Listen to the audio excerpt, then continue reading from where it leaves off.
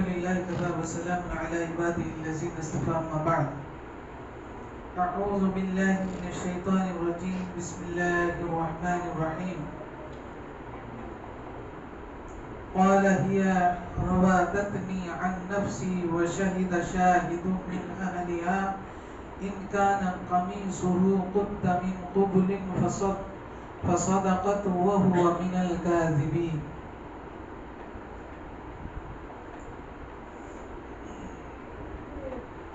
محترم مسلیان،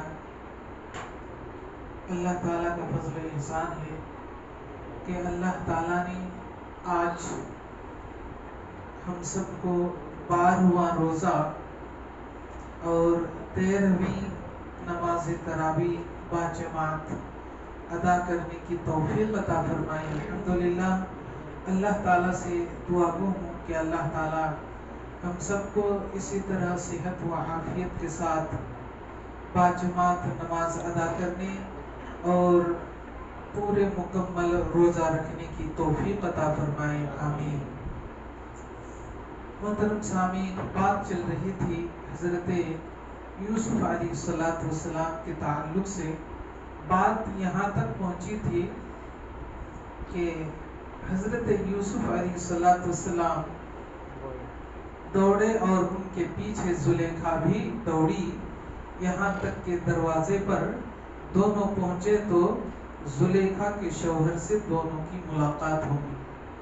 زلیخا نے بہانہ بنایا اور اپنے شوہر سے کہا کہ اے میرے سرتاج، آپ جس بچے کو پالا پوسا وہی بچہ آپ کی بیوی پر غلط نگاہ اور غلط نظر ڈالے، غلط ارادے سے وہ آیا تو اس کی سزا کیا ہونی چاہیے؟ اس کی سزا تو قید خانہ ہی ہونا چاہیے، یا تو پھر سخت عذاب دینا چاہیے، سخت سزا دینی چاہیے. یہاں تک بات پہنچی تھی. اب آگے کیا ہو رہا ہے؟ جب انہوں نے یعنی زلیخا نے پورے کے پورے الزام حضرت یوسف علیہ السلام کے اوپر لگا دیا، وہاں تو اب کوئی گواہ نہیں ہے، ان دونوں کے سوا کوئی تیسرا آدمی نہیں. تو حضرت یوسف علیہ السلام نے کیا کہا؟ قال ہی راودتنی عن نفسی.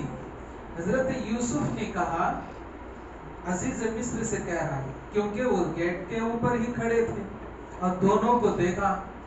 تو حضرت یوسف نے کہا کہ اے عزیز مصر، انہوں نے ہی میرے نفس کو اپنی طرف مائل کرنے کی کوشش کی. ورادتنی عن نفسی، پہلا پھسلایا اپنے نفس کو. وشہد شاہد من اہلہا. جب حضرت یوسف علیہ السلام نے ان سے کہا تو انہیں تو یقین نہیں ہو رہا ہے. کن کو؟ عزیز مصر کو یقین ہی نہیں ہو رہا ہے. اور وہ رو دھو کر کے کہہ رہی ہے ان کی بیوی کہ یہ میرے اوپر غلط جو ہے کام کرنے کے لیے اس طرح آئے تھے. اب کس کی بات کو یقین کرے؟ ان کے پاس بھی کوئی پروف نہیں ہے، ان کے پاس بھی کوئی پروف نہیں ہے، لیکن وہ ان کی بیوی ہے. اس سے کہیں زیادہ ان کی بات کو صحیح ٹھہرائیں گے، شوہر ہے نا، صحیح ٹھہرائیں گے. ان کے دل میں بھی تھوڑا سا کچھ سکتا پیدا ہوا، لیکن گواہ کہیں بھی نہیں. ان کے پاس بھی گواہ نہیں، ان کے پاس بھی گواہ نہیں. اب ایسے موقع سے کیا کیا جائے؟ تو یہ بات چل ہی رہی تھی کہ انہی میں یعنی زلیخا کے ہی گھر والوں میں سے ایک آدمی نے گواہ دی. اس کا تذکرہ کیا، وشہد شاہد من اہلہا. زلیخا کے گھر والوں میں سے ایک نے گواہی پیش کر دی. گواہی کیا پیش کی؟ ان کان قمیصہ قد من قبل، کہ اگر اس کی قمیص آگے سے پھٹی ہو تو فصدقت، تو یہ سچی ہے، یعنی زلیخا سچ ہے. وَهُوَ مِنَ الْكَاذِبِينَ، اور یوسف جھوٹا ہے. کس نے کہا؟ زلیخا کے گھر کے آدمی نے ہی ایک گواہی پیش کی. آگے کیا کہا؟ وَإِنْ كَانَ قَمِيصُهُ قُدَّ مِنْ دُبُرٍ، اور اگر ان کی قمیص پیچھے سے پھٹی ہو تو فکذبت، زلیخا جھوٹی ہے، وہو من الصادقین، اور یوسف سچا ہے۔ یہ گواہی کون پیش کر رہے ہیں؟ زلیخا کے آدمی پیش کر رہے ہیں، یعنی ان کے سگے والے، ان کے گھر والوں میں سے۔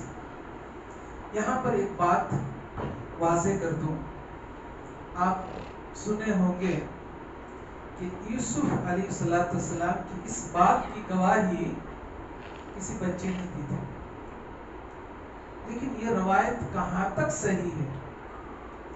یعنی اس کی جانچ پڑتال کر کے کہیں بھی اس طرح کی روایت نہیں ملی کہ یوسف کی گواہی ایک بچے نے دی۔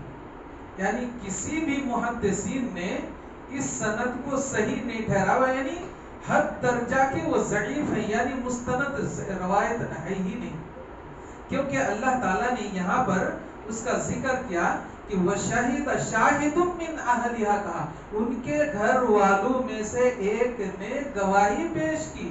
اگر بچے نے گواہی پیش کی ہوتی تو صبیان کا لفظ استعمال کرتا، لیکن ایسا کیا ہی نہیں۔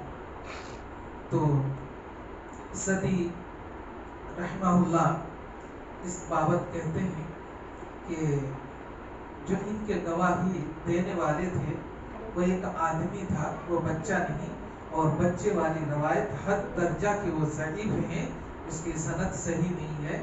جو گواہی پیش کی تھی وہ ایک آدمی ہی تھا۔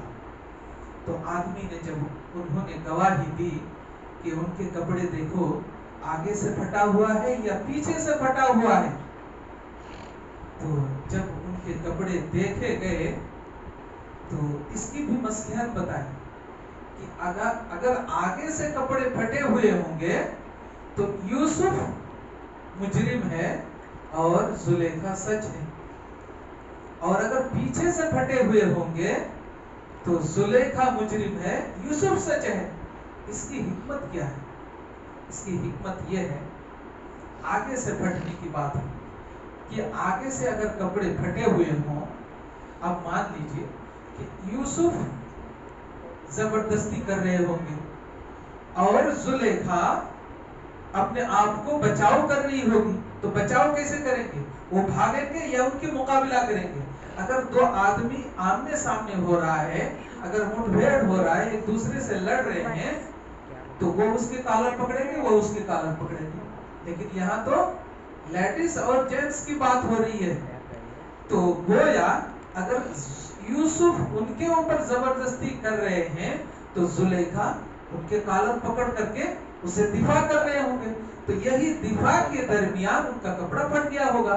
تو اس لیے اگر کپڑا آگے سے پھٹا ہے تو مجرم یوسف ہے، یہ حکمت ہے۔ اور پیچھے سے پھٹے کپڑے کی حکمت یہ بتائی کہ اگر پیچھے سے کپڑا پھٹا ہوا ہے تو زلیخا مجرم ہے اور یوسف سچ ہے۔ اس کی حکمت یہ بتائی گئی کہ جب زلیخا اس کے اوپر زور ظلم کر رہی ہوگی تو یوسف اپنے آپ کو بچانے کے لیے بھاگ رہا ہوگا۔ اب جب بھاگ رہا ہوگا تو اس کو پکڑنے کے لیے پیچھے سے پکڑے ہوں گے اور وہ بھاگ رہے ہوں گے۔ جب پیچھے سے پکڑے ہوں، کوئی انسان پیچھے سے اگر کپڑا پکڑ لے اور وہ بھاگتا رہے تو کپڑا آٹومیٹک پھٹنے ہی والا ہے، تو ایسا ہی ہوا ہوگا۔ تو جب یہ حکمت بتا دی اور جب وہ وزیر نے دیکھا، آگے پیچھے دیکھا کپڑا، تو دیکھا کہ واقعی یعنی پیچھے کا کپڑا پھٹا ہوا۔ بعض روایت میں آتا ہے کہ اس کے کپڑے پھٹ کر کے نیچے گر گئے تھے، اتنے کپڑے پھٹ گئے تھے۔ تو جب کپڑا پیچھے سے پھٹا ہوا دیکھا تو کہا فَلَمَّا رَآ قَمِيصَهُ، اب عزیز مصر نے دیکھا اس کی قمیص کو، فلما، بس جب انہوں نے رآ دیکھا، کیا دیکھا؟ قمیصہ، اس کی قمیص کو، قُدَّ مِن دُبُرٍ، پیچھے سے پھٹی ہوئی ہے، تو قالا، تو عزیز مصر نے کہا اِنَّهُ مِن كَيْدِكُنَّ، یقیناً یہ تو ایک بہت بڑا چال ہے، اِنَّ كَيْدَكُنَّ عَظِيمٌ، اور تمہارا یہ تو چال بہت بڑا چال ہے، بہت بڑا فریب ہے۔ یہ کس نے کہا؟ عزیز مصر نے کہا، کس سے کہا؟ ان کی بیوی سے کہا، کیونکہ پہلے ہی فیصلہ سنا دیا گیا تھا اور فیصلے کے مطابق جو ہے نا انہوں نے دیکھا کہ پیچھے سے کپڑا پھٹا ہوا ہے، تو حکمت تو پہلے ہی بتا دیا گیا تھا، تب جا کر کے عزیز مصر نے ان کی بیوی کی طرف اشارہ کرتے ہوئے کہا۔ اب کیا کہہ رہے ہیں؟ یوسف اعرض عن ھذا، سمجھ گئے عزیز مصر، سمجھ گئے کہ غلطی زلیخا کی ہے اور یہ یوسف پاک دامن انسان ہے۔ تو یوسف سے انہوں نے عرض کی، یوسف اعرض عن ھذا، اے یوسف ان تمام چیزوں سے درگزر کر، درگزر کر یعنی معاف کر، واستغفری ذنبکی، اور پھر اپنی بیوی کی طرف یعنی عزیز مصر زلیخا کی طرف اشارہ کرتے ہوئے کہہ رہے ہیں واستغفری لذنبکی، اور تو اپنے گناہوں کی مغفرت مانگ، انکی کنت من الخاطئین، کیونکہ تو خطا کار ہے، تو گنہگار ہے۔ یہ بات کیوں کہا؟ عزیز مصر جب یہ تمام چیزیں دیکھ لی تو انہیں احساس ہو گیا کہ یہ تو پاک دامن انسان ہے، دراصل میری بیوی ہی خطا کار ہے، جو ان کی تمام چیزوں سے پتہ یہی چل رہا ہے کہ یہی خطا کار ہیں، اور یوسف سے جو عرض کیا کہ تم اس بات کو درگزر کرو، درگزر کرنے کا مطلب یہ ہے کہ جو کچھ ہوا یعنی میری بیوی اور تمہارے درمیان، اس بات کو کسی کے سامنے یعنی کوئی بھی تھرڈ انسان نہیں سننا چاہیے، اس کو بتانا نہیں چاہیے، اس بات کو تم مخفی رکھو، چھپا کے رکھو، کسی کو بھی یہ بات معلوم نہیں ہونی چاہیے۔ انہیں یہ بات کہہ دی اور اپنی بیوی سے اپنے گناہوں کی مغفرت مانگنے کو کہا، کیونکہ کہا کہ انکی کنت من الخاطئین، کہ تم ہی خطا کار ہو، تم ہی گنہگار ہو۔